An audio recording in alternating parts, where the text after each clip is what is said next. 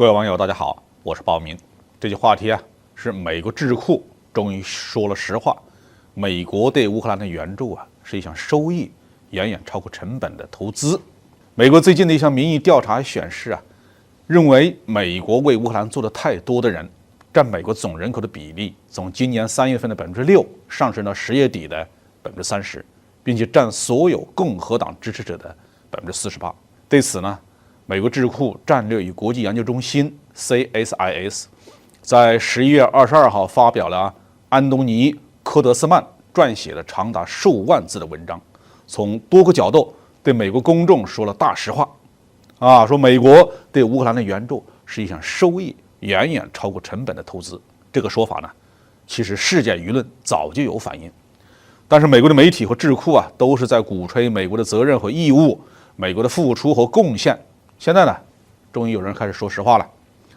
科德斯曼直言不讳地说，美国对乌克兰的援助呢，是美国在与俄罗斯的竞争和提高自身安全方面所能做出的最佳投资之一。乌克兰战争呢，已经成为针对俄罗斯的代理人战争，一场可以在没有任何美国军事伤亡的情况下进行的战争。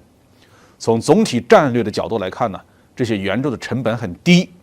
远低于过去20年支援阿富汗政府的累计成本。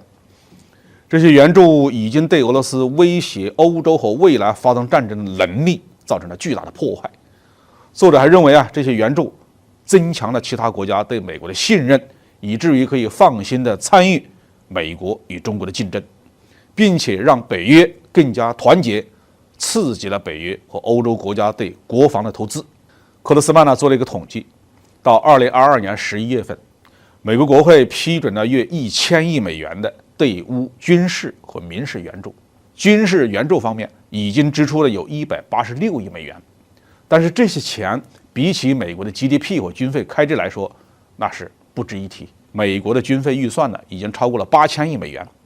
2023财年的政府预算是5.87万亿美元。美国2022年的 GDP 估计能够达到25.6万亿美元。因此呢，到目前为止，援助乌克兰对美国的影响是微乎其微。科德斯曼估计乌克兰战后重建的总成本很可能会超过5000亿美元。因此呢，他在继续鼓吹援助乌克兰给美国带来战略利益的同时，也建议要附加一些条件。美国必须实现战略的分类，必须在明显的符合美国国家利益的地方支出。在可见的未来，援助乌克兰投资的收益仍然将大于成本。如果不援助乌克兰，战略损失将是巨大的。为什么呢？因为乌克兰必然会战败，欧洲对美国将失去信心，西方国家对俄罗斯的经济制裁将不会持续，瑞典和芬兰是否会加入一个优柔寡断的北约也不确定。俄罗斯还可能对波罗的海3国进行军事控制，更有可能向亚洲和中东国家发出信息，也就是他们不能指望美国的援助。正是因为有了美国的援助，使得西方国家团结起来制裁俄罗斯，并且让西方在经济和国防支出上拥有对俄罗斯的绝对优势，给俄罗斯带来了巨大的战争成本，几乎无力承担这个不得不打下去的战争。目前呢，美国的 GDP 和国防开支基本上都是俄罗斯的13倍。虽然美国对乌克兰的援助不便宜，但与乌克兰战争和经济制裁给俄罗斯带来的经济负担相比，美国的支出处于象征性的水平。再加上北约其他国家，北约的国防支出的总额是俄罗斯的19倍之多，